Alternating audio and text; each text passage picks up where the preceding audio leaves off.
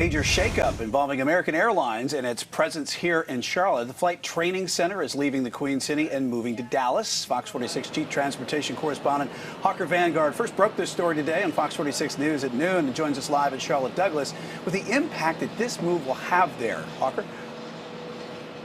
We're talking about 85 people who work here at the Charlotte Flight Training Center. These are flight simulator engineers, flight crew training instructors.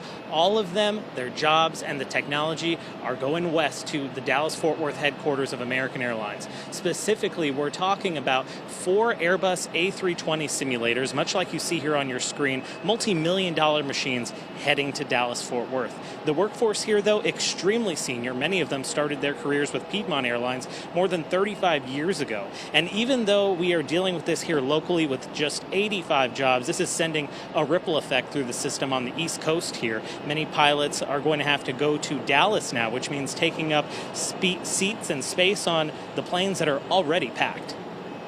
It's a little intimidating, but as long as you keep your mask and you try to, follow the protocol, I think you're going to be fine.